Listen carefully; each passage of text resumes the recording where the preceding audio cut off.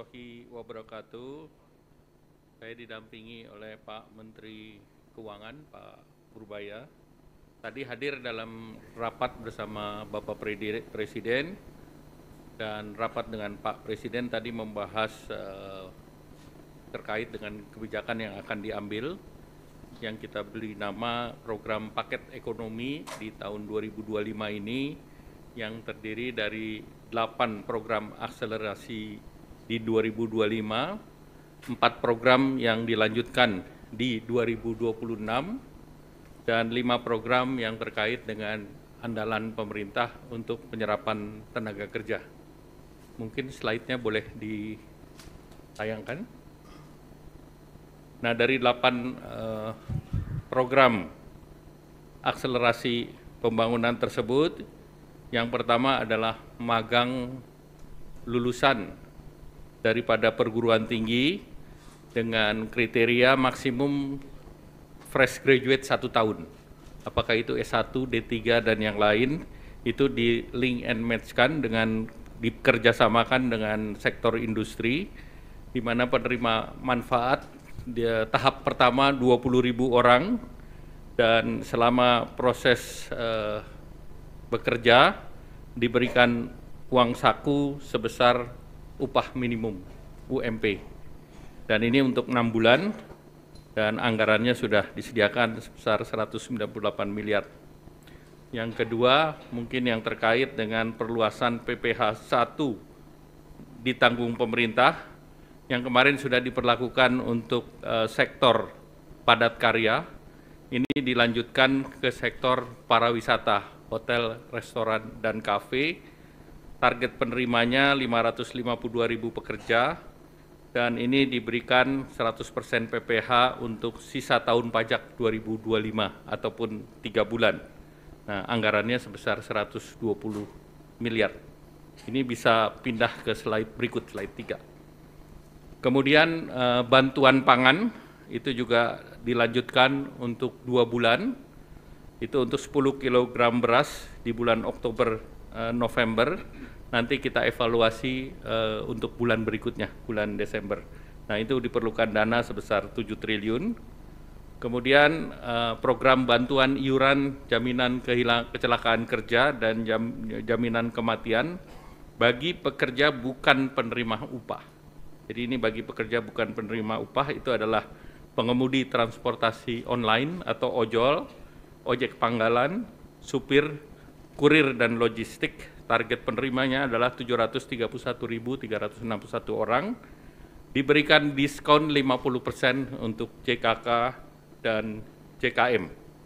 Jadi JKK dan JKM itu tentunya kita berharap bahwa ini bisa diterima oleh ojol, dan dana yang diperlukan adalah 36 miliar dan disiapkan oleh BPJS. Nah, ini JKK itu santunan kematian 48 kali upah, santunan cacat 56 kali upah, beasiswa 174 juta untuk 2 orang anak, dan jaminan kematian itu totalnya bisa menerima 42 juta.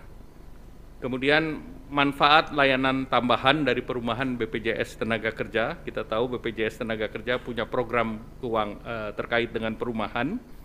Nah, ini bunganya diturunkan. Jadi sebelumnya adalah BI rate plus 5%, ini diturunkan menjadi BI rate plus 3%. Kemudian untuk penerima manfaat di mana itu bisa untuk menyicil rumah, bisa untuk down payment, dan juga untuk para developer yang tadinya BI rate plus 6 diturunkan juga menjadi 4%. Ini seluruhnya dengan juga relaksasi SLIK dari OJK. Nah, ini targetnya 150 miliar ditanggung oleh BPJS. Tahun ini ditargetkan sampai 1.000, namun tahun depan akan ditingkatkan jumlahnya karena ini akan mendukung program Bapak Presiden untuk menyediakan 3 juta rumah. Kemudian percepatan deregulasi PP 28, yaitu integrasi sistem kementerian lembaga dan juga rencana daerah tata ruang RDTR ke OSS. Nah, ini akan didorong jumlah daerahnya tadi ditingkatkan bukan 50 tetapi ini 50 kabupaten kota, namun daerahnya menjadi 170 sekian kecamatan, dan diharapkan tahun depan juga bisa ditambahkan. Dan untuk RDTR itu disediakan dana 3,5 miliar per RDTR, di mana dari Badan Geologi Informasi Geospasial akan menyiapkan data, sehingga nanti OSS punya fiktif positif untuk 20 hari kerja.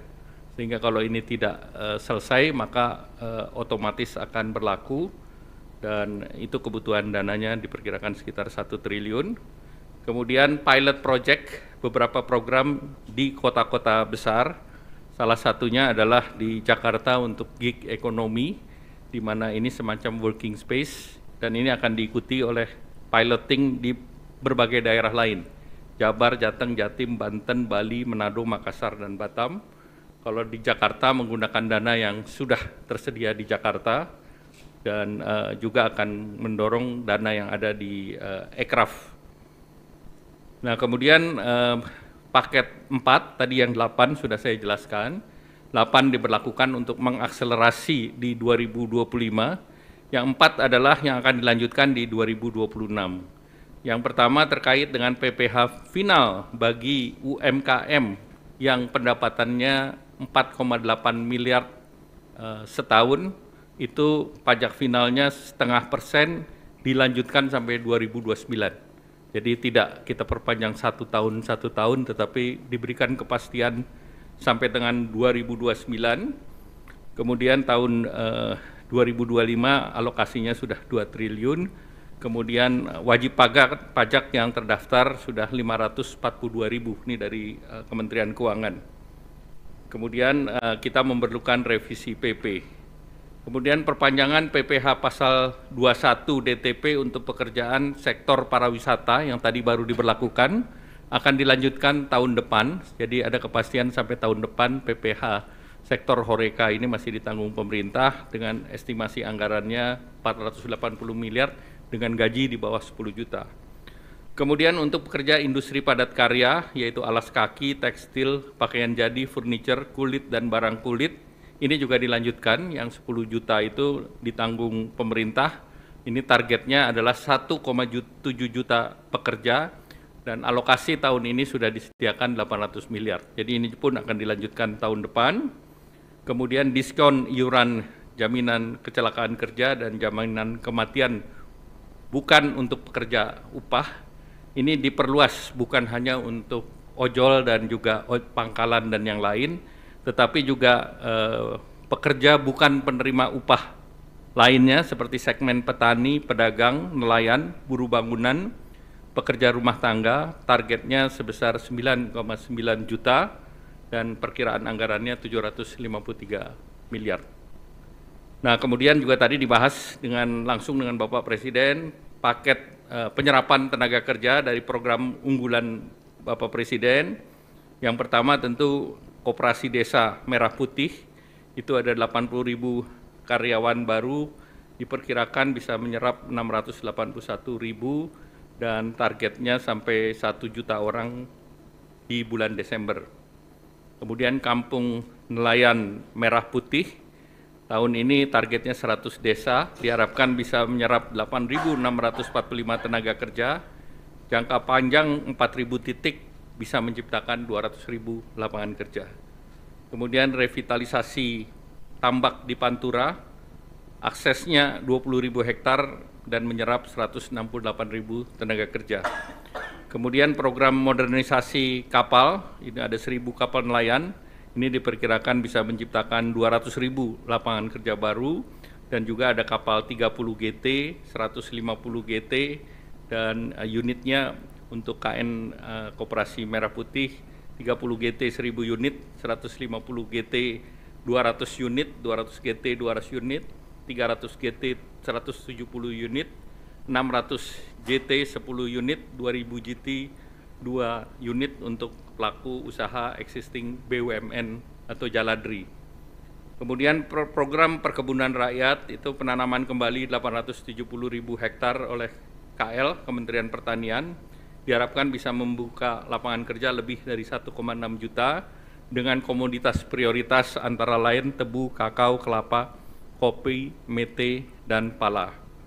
Selanjutnya juga terkait paket penyerapan likuiditas, nanti Pak mungkin akan ditambah oleh Pak Menteri Keuangan. Lanjut, Menteri Keuangan juga mengusulkan ada tim akselerasi program prioritas yang nanti akan dipimpin oleh Menko Perekonomian dan Menko Pangan dengan Wakil Menteri Keuangan, Menteri Investasi, Kepala BKPM, dan Menteri PPN Bappenas, beranggotakan seluruh menteri yang terkait dengan program. Nah, tim ini diharapkan nanti akan dijelaskan tugas dan kerjanya oleh Pak Menteri Keuangan. Selanjutnya kami persilakan Pak Menteri. Terima kasih Pak Menko, saya hanya mungkin menambahkan sedikit saja untuk tim percepatan program pembangunan ekonomi tadi, itu pada dasarnya kita akan monitor seluruh program-program utama pemerintah atau Pak Prabowo. Jadi ke depan harusnya nggak macet lagi. Kalau ada yang macet kita akan percepat supaya jalan dengan baik. Yang kedua, kita juga akan menerima pengaduan dari pelaku bisnis, siapapun yang punya bisnis yang masih merasakan ada gangguan di sistem perekonomian atau ketika mereka melakukan bisnis. Kita akan terima laporan mereka, kita akan sidangkan di tim ini setiap 1 minggu sekali. Jadi ini seperti Pokja 4 di zaman sebelumnya. Jadi saya harapkan dengan adanya tim ini, seluruh hambatan di sektor swasta bisa kita hilangkan dengan signifikan sehingga mesin pertumbuhan swasta juga bisa tumbuh dengan baik seiring dengan mesin pertumbuhan punya pemerintah. Mungkin demikian dari saya, Pak. Menteri Keuangan, ada pertanyaan? Cukup jelas? Silakan. Ya.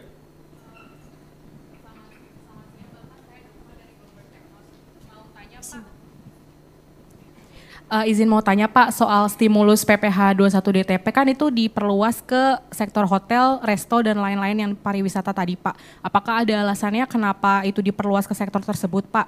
Lalu izin bertanya juga ke Pak Purbaya, apakah ada estimasi total belanja perpajakan atau total insentif pajak yang ditanggung pemerintah berapa triliun Pak? Dan mau nanya juga Pak, ini kan dalam beberapa kali APBN kita tren penerimaan itu mengalami penurunan ya Pak.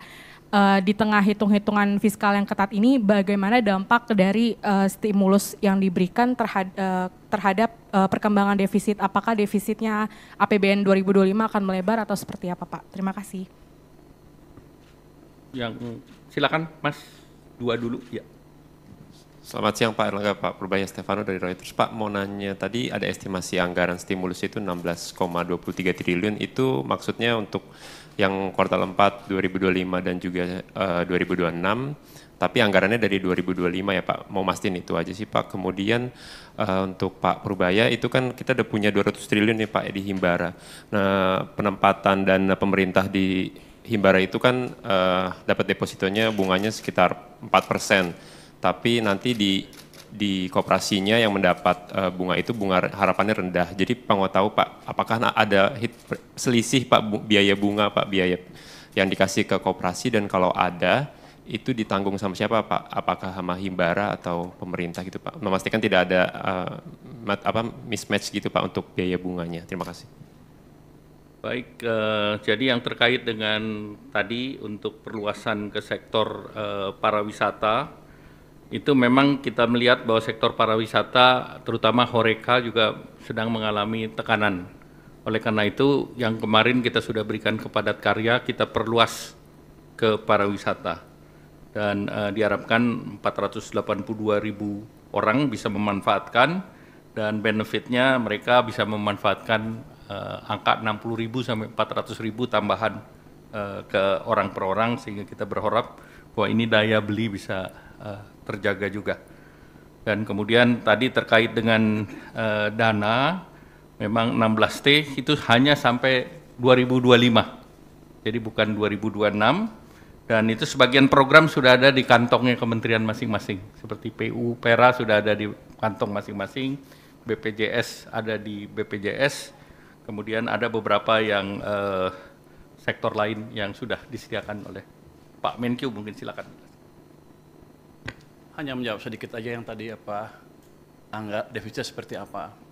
Yang paling besar tadi kan yang 2 kali 10 kilogram itu sekitar 7 triliun.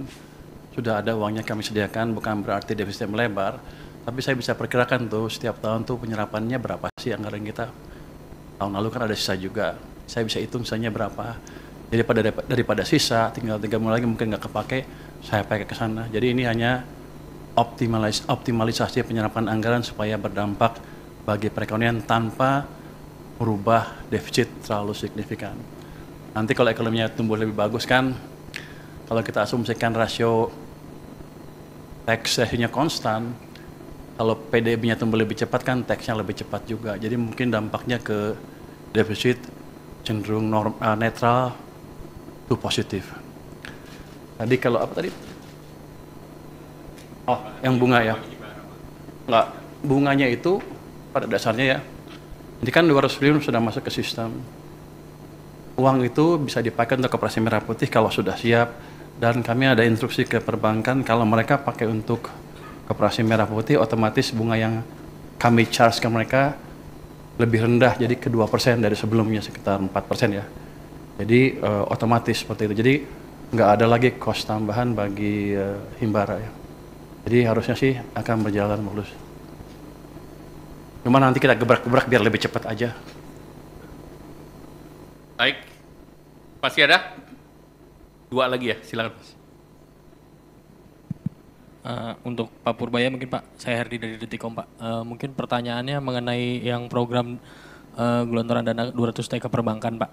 Mungkin itu sejauh ini progresnya seperti apa Pak? Apakah semua sudah masuk ke 5 bank itu? Terus mungkin setelah ini gitu Pak, apakah itu kan cuma 6 bulan ya Pak ya penempatannya? Apakah nanti bisa diperpanjang atau mungkin diperluas selain 5 bank itu Pak? Iya, artinya 200T apakah bakal tambah juga gitu Pak? Mungkin pertanyaan saya itu aja Pak. Terima kasih banyak. Ada lagi? Cukup, silakan Pak Purbaya. Jadi 200T hari Jumat sudah masuk ke perbankan. Uangnya udah nongkrong di sana. Sekarang saya duga para dirut bank pusing. Mau nyalurin kemana? Tapi saya pikir dengan cara itu, paling enggak kalau mereka belum bisa nyalurin karena mereka punya uang lebih, dia nggak akan perang bunga lagi, bunga akan cenderung turun, itu akan berdampak ke ekonomi dengan itu sendiri ya. Bisa bunga pinjaman turun, bisa juga bunga deposit turun, yang jelas cost of money turun, jadi yang punya uang nggak ragu untuk belanjain, yang mau pinjam ke bank nggak ragu untuk pinjam. Untuk alokasinya sebetulnya niat saya adalah suka-suka banknya. Tapi kalau banknya agak bingung, nanti ada guidance di mana mereka bisa memanfaatkan uang itu untuk membantu program-program unggulan pemerintah. Jadi win-win solution ya. Jadi kalau mereka bisa pakai saluran ya salurin, kalau nggak bisa ya ke situ. Jadi mudah-mudahan, hampir pasti ekonomi akan berjalan lebih cepat. Setelah 6 bulan, saya udah hitung, ini pertanyaan banyak orang, apakah setelah 6 bulan akan ditarik oleh pemerintah. Saya biasa bisa hitung bahwa biasanya uang pemerintah yang disimpan di bank sentral itu lebih di atas itu. Jadi kalau 200 triliun aja tidak akan mengganggu kondisi saya. Dalam pengertian saya tidak harus terpaksa menarik dari perbankan dalam keadaan kepepet. Jadi harusnya itu jumlah yang cukup sustainable untuk di bank maupun untuk berpurata pembiayaan program pembangunan yang lain. Enggak, taruh aja di situ terus. Saya nggak perpanjang, biarnya seperti itu. Jadi ini kan nggak ada termnya sebetulnya. Yang kemarin dia bilang 6 bulan itu salah. Yang anak buah saya selalu nulis. Pada dasarnya seperti itu aja. Seperti saya naruh uang di bank suka-suka saya sampai kapan. Muter di situ supaya muter di perekonomian. Biar banknya mikir. Tambah nanti kita lihat kondisinya. Sekarang aja udah pusing lu minta tambah. Lu ngomong ke dirut bank deh. Dia udah pusing, aduh dikasih duit banyak nih, aduh. Tahu nggak Anda? Pada waktu saya mau nyalurin 200 triliun, banknya bilang apa? Saya hanya sanggup menyerap 7 triliun. Saya bilang enak aja. Kasih ke sana semua, biar mereka mikir. Jadi bukan saya lagi yang mikir, mereka yang mikir. Baik, terima kasih Pak Menteri Keuangan, terima kasih Bapak Ibu teman-teman media cetak, media elektronik. Wassalamualaikum warahmatullahi wabarakatuh.